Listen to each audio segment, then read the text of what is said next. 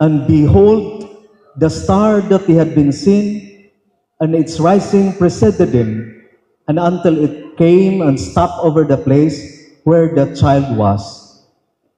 They were overjoyed at seeing the star.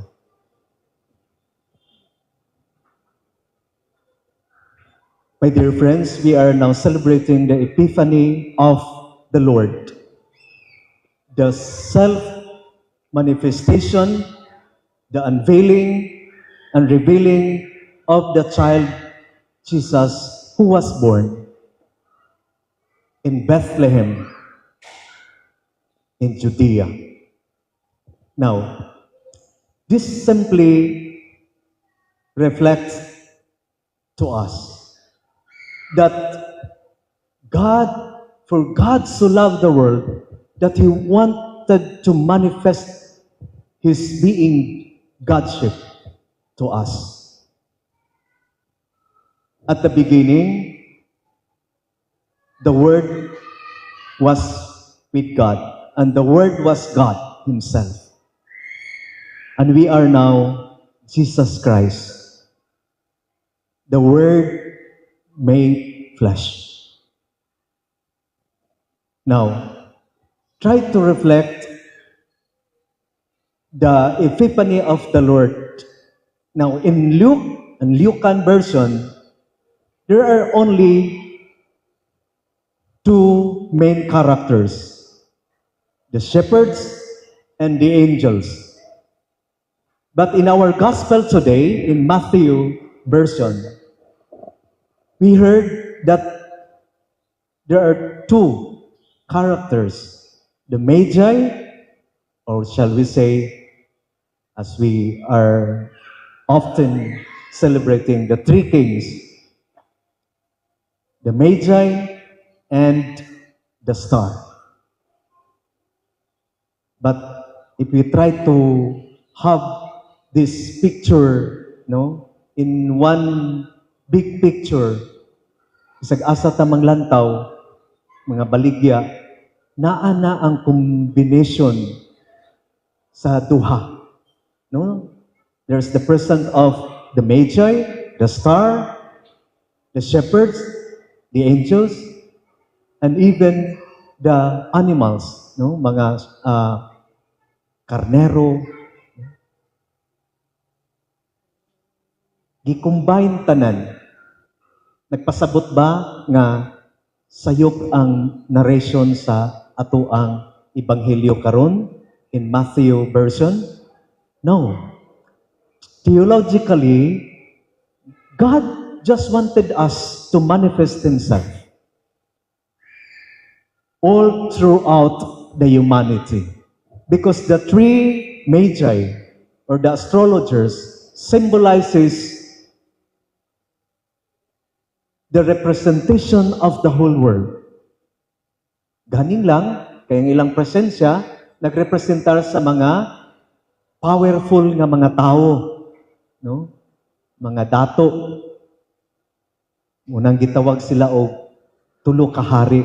But actually, their kingship does not come from the kingship of Jesus Christ. Nahimo lang gid silang hari tungod sa ilaang pagpursige.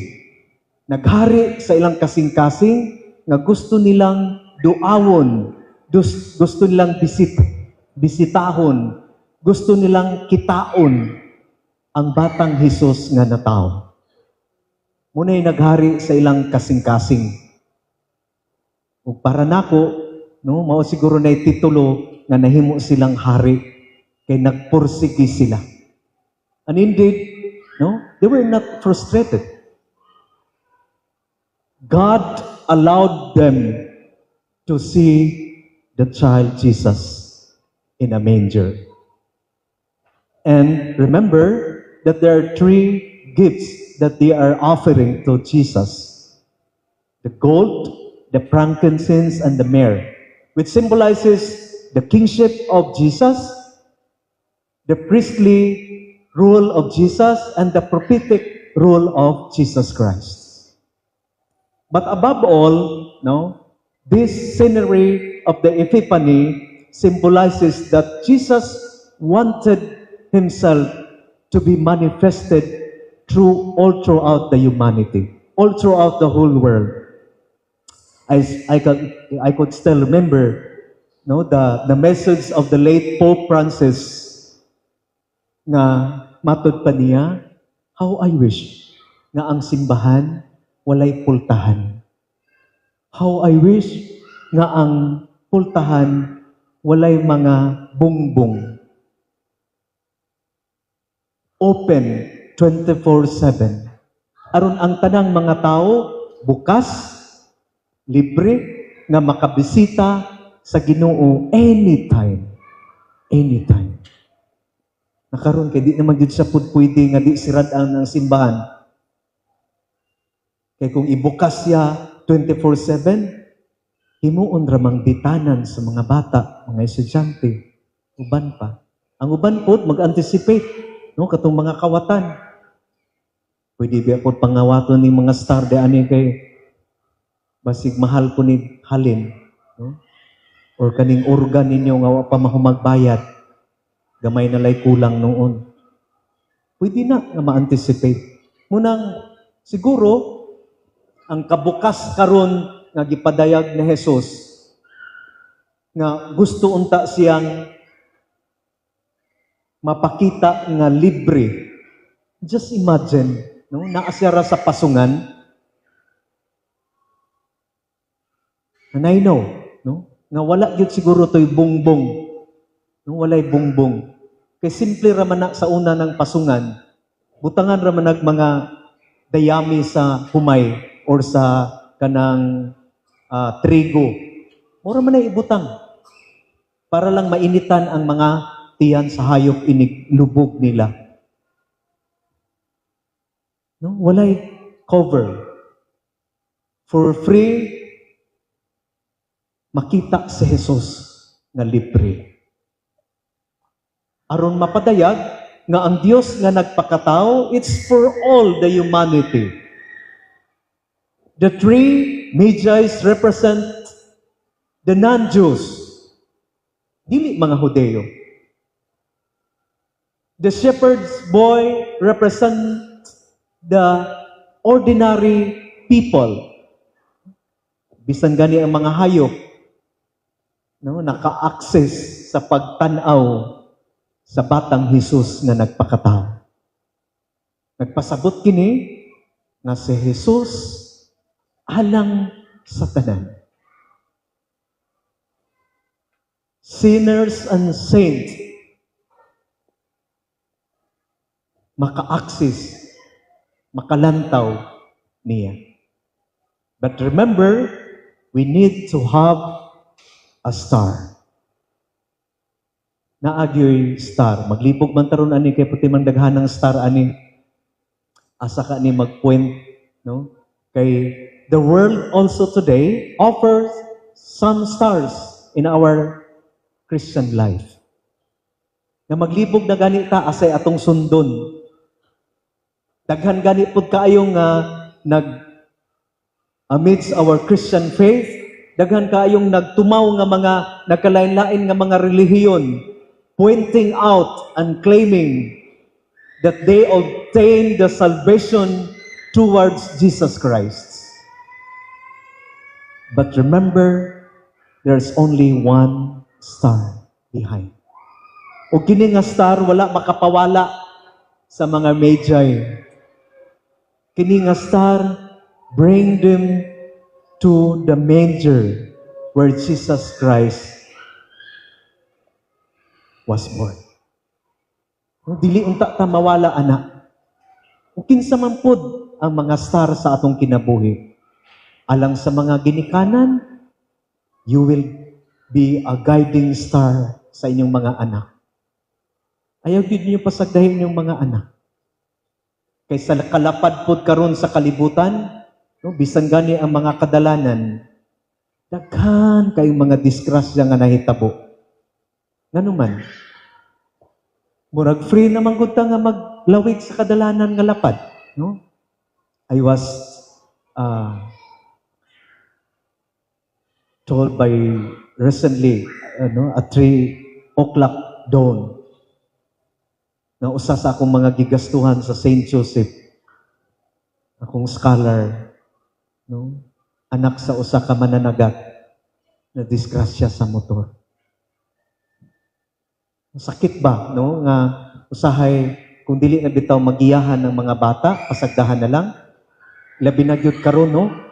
Grabe kaayo makita na ko ng mga magmotoray bitaw ng street kay nga dalan sa bago nga inig maggabi mag-abot na sila dinha. Kay hayag kaayo ang street light.